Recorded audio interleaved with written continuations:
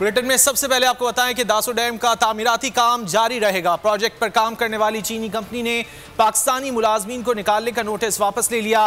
तर्जुमान वापडा का कहना है कि डैम पर काम की बंदिश का मकसद हिफाजती इकदाम को असर नौ मुनज़्ज़म करना था। जल्द काम दोबारा शुरू कर दिया जाएगा।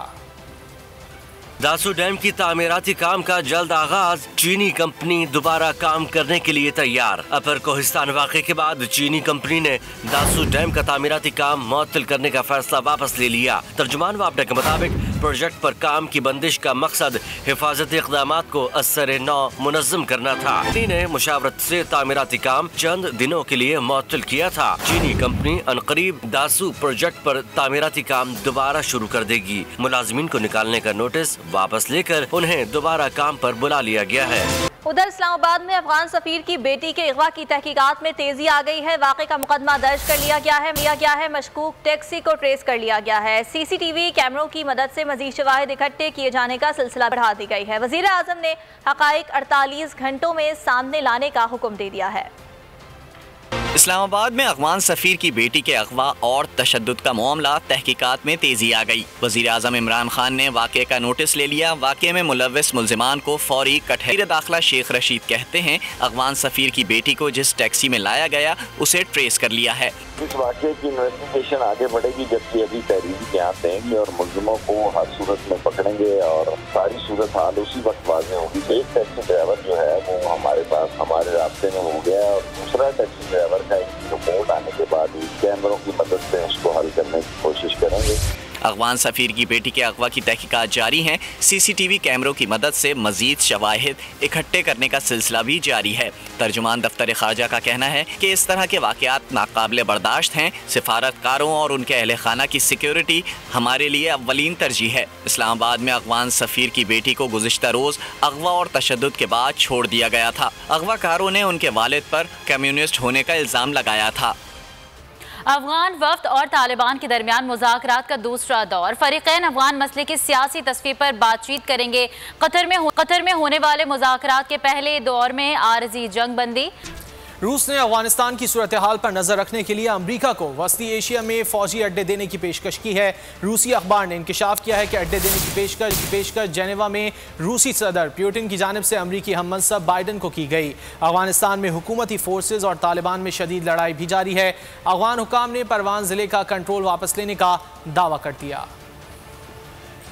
अफगानिस्तान के मुस्तकबिल से पाकिस्तान का मुस्तकबिल जुड़ा है। DG ISPR major general Babar Iftikhar Kazim कहा कि अफगान बॉर्डर पर 90% फेंसिंग मुकम्मल और तमाम गैर कानूनी पॉइंट्स को सील कर दिया गया है। बॉर्डर पर जदीद बायोमेट्रिक सिस्टम की तनसीब भी की गई है। सिर्फ नोटिफाइड क्रॉसिंग पॉइंट से क्रॉसिंग हो सकेगी। अफगानिस्तान समेत मुल्क में दहशत गर्दी के स्लीपर सेल्स फाल होने का खतरा है। बलोचिस्तान में शिद्दत पसंदों को तक़वियत मिल सकती है। बात करेंगे आज़ाद कश्मीर में जारी इलेक्शन कैंपेन की। आज़ाद जम्मू कश्मीर कानून साज असम्बली के 33 हलकों में पोलिंग का पहला मरहला शुरू हो गया। इलेक्शन ड्यूटी पर मामूर 27,000 से जायद सरकारी मुलाजमीन हक़ राय दही इस्तेमाल कर रहे हैं। रिटर्निंग अफसरान के दफातर को पोलिंग स्टेशन करार दिया गया है। पहला मरहला इलेक्शन ड्यूटी पर मामूर सरकारी मुलाजमीन की वोटिंग। आज़ाद जम्मू कश्मीर कानून साज असम्बली के 33 हलकों में पोलिंग के पहले मरहले का आगाज हो गया। इंतखाबी जिम्मेदारियों पर मामूर सरकारी मुलाजमीन हक़ राय दही इस्तेमाल करने रिटर्निंग ऑफिसर के दफ्तर पहुँच गए। पोलिंग ड्यूटी पर मामूर 5,114 प्रिजाइडिंग अफसरान, 7,336 पोलिंग अफसरान, 14,672 पोलिंग असिस्टेंट और हजारों सिक्योरिटी एहलकार अपने अपने हलके में वोट डाल रहे हैं। 27,000 से जायद सरकारी मुलाजमीन हक़ राय दही इस्तेमाल करेंगे। मुलाजमीन के वोटों की गिनती 25 जुलाई के इलेक्शन के बाद की जाएगी। वज़ीर आज़म इमरान खान का बाग में जलसे से खिताब। कहा इनकी जायदाद भी मुल्क से बाहर होती तो अमेरिका को एब्सोल्युटली नॉट नहीं कह सकते थे। बड़े बड़े डाकू NRO मांग रहे हैं। आजकल NRO के लिए मुहिम चला रहे हैं। किसी खुशहाल मुल्क में NRO मांगने की हिम्मत नहीं होती। ये चाहते हैं इनके गुनाह मुआफ़ कर दिए जाएँ। नवाज शरीफ ने ऐसी अदाकारी की कोई हॉलीवुड में भी नहीं कर सकता। तमाशा देख रहे हैं। सारे बड़े बड़े डाकू कभी कह रहे हैं आज हुकूमत गिराएंगे, कल गिराएंगे। ये सिर्फ एक चीज मांग रहे हैं, ये चाह रहे हैं कि इमरान खान इनको NRO दे दे, इनके गुने माफ कर दे, इनके करप्शन माफ कर दे। ये वो चाह रहे हैं जो हमेशा पाकिस्तान में हुआ, ताकतवर के लिए एक कानून, कमजोर के लिए दूसरा। किसी कामयाब खुशहाल मुल्क में किसी की मजाल नहीं होती कि वो कहे कि जी मेरे लिए एक कानून और सिर्फ गरीबों को जेलों में डालो। कामयाब माशरे में, खुशहाल माशरे में ऐसा नहीं होता कि एक सुप्रीम कोर्ट एक आदमी को जेल में डाले और वो फिर ऐसी एक्टिंग करे कि बॉलीवुड के अंदर भी कोई ऐसी एक्टिंग ना कर सकता था।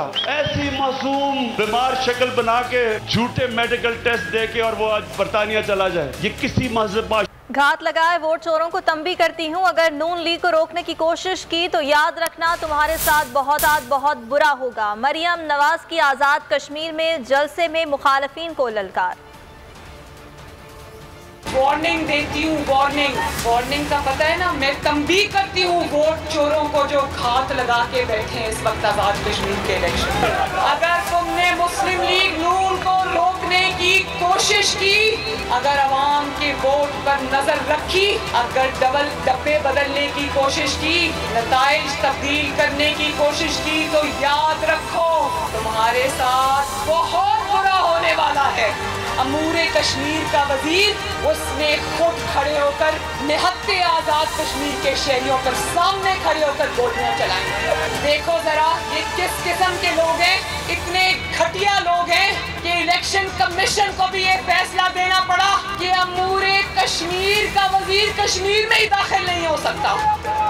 जहां आपकी बेटी का इस्तकबाल आप फूलों की मनोपतियों से करते हो, वहां आज तहरीके इंसाफ का जो इस्तकबाल है वो जूतियों से, अंडों से, टमाटरों से होता है। जानते हो कि आज उन्होंने अपनी शुरुआत जो है वो बाग से क्यों की है? क्योंकि आज बाग में कश्मीर में उन्होंने अपनी एक ATM ढूंढ ली है। वो एक बहुत अमीर आदमी है, पैसे वाला आदमी है, जहां से उन्होंने अपनी इंतखाबी मुहिम का आगाज। दीगर सियासी खबरों में आपको बताएं, मुर्तजा वहाब करप्ट और मुस्तरद शुदा है, बतौर एडमिनिस्ट्रेटर कराची तायनात नहीं होने देंगे।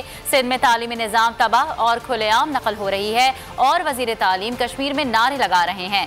सिंध में अपोजिशन लीडर हलीम आदिल शेख की न्यूज़ ब्रीफिंग, कहा सिंध से चोरी किया गया पैसा कश्मीर के इलेक्शन में लग रहा है।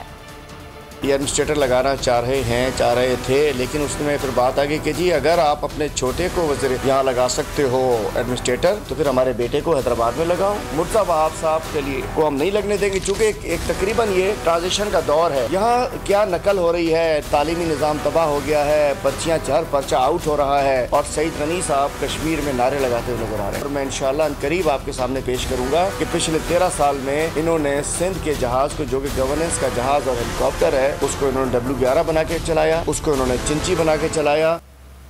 और अब कुछ दीगर खबरें। डेरा गाजी खान में CTD और पुलिस की बड़ी कामयाबी, दहशत की अलामत समझा जाने वाला लादी गैंग का सरगना मुकाबले में मारा गया। CTD के तर्जुमान के मुताबिक मारा गया मुलजिम खुदा बख्श लादी कई अफराद के कत्ल, डकैती, इक़दाम कत्ल और दीगर वारदातों में मतलूब था। गाजी खान में CTD और पुलिस की बड़ी कामयाबी, कच्चे में दहशत की अलामत समझा जाने वाला लादी गैंग का सरगना अंजाम को पहुंचा दिया गया। CTD के मुताबिक डेरा गाजी खान में ऑपरेशन के दौरान मुलजिम ने CTD एहलकारों पर फायरिंग की, तो एहलकारों की जवाबी फायरिंग में लादी गैंग का सरगना खुदा बख्श उर्फ हदी मारा गया। RPO फैसल राना के मुताबिक पुलिस मुकाबला थाना कोट मुबारक के इलाके में हुआ। मुलजिम खुदा बख्श कई अफराद के कत्ल, डकैती, इक़दाम कत्ल और दीगर वारदातों में मतलूब था। हलाक मुलजिम से बड़ी तादाद में असलहा बरामद कर लिया गया, जबकि दीगर साथियों की तलाश जारी है। दूसरी जानिब CTD और पुलिस की कामयाबी पर उस्मान बुजदार की सिक्योरिटी फोर्सेस को शाबाशी और मुबारकबाद, कहा मासूम लोगों को बेदर्दी से कत्ल करने वाला बदतरीन मुजरिम ऐसे ही इबरतनाक अंजाम का हकदार था। इससे पहले आखिरी इतवार मुल्क भर की मवेशी मंडियों में खरीदारी उरूज पर पहुंच गई है। तगड़े जानवर की तलाश में मसरूफ खरीदार कीमत सुनकर कानों को हाथ लगाते रहे। व्यापारी लाड प्यार से पाले हुए जानवरों को किसी तौर कम कीमत बेचने पर तैयार नहीं है।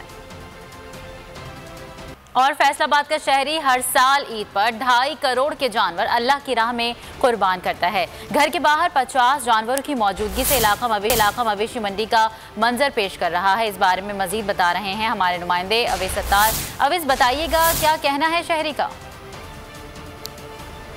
जी बिल्कुल, ईद उल अज़हा की आमद और ऐसे में हर शख्स अल्लाह ताला के लिए कुर्बानी करने के लिए जानवर ख़रीद रहा है। लेकिन फैसलाबाद में एक ऐसा घर भी मौजूद है जो गुज़श्ता तकरीबन 20 साल से 40 से ज़ायद जानवरों की कुर्बानी एक साथ करते हैं। और आज भी मैं उसी फैमिली के घर मौजूद हूँ, मधोला फैमिली। कुछ इस फैमिली से बात करते हैं कि क्या शौक़ है ये। उस्मान भाई ज़रा थोड़ा हमें बताइएगा कि जिसके तहत आप हर दफ़ा 40-45 जानवरों की कुर्बानी करते हैं, कैसे मैनेज करते हैं? अरसर दराज से माशाल्लाह 15 से 20 साल से मेरे और मेरे पापा का शौक़ है कि अच्छी से अच्छी कुर्बानी करना।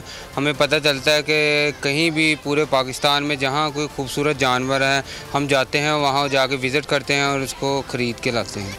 जी बिल्कुल, तकरीबन 50 के करीब जानवर होंगे जो इस दफ़ा अल्लाह की राह में कुर्बान किए जाएंगे। जो लोग हैं यहाँ पर वो भी बड़े एक्साइटेड हैं कि हमारे मोहल्ले में और जितना भी गोश्त है उस पूरे मोहल्ले में जो गरीब अफराद हैं, नादार अफराद, उनमें तकसीम किया जाता है। लाइन्स बनवा के लोगों को बड़े वेल मैनर्ड। बहुत शुक्रिया आपका।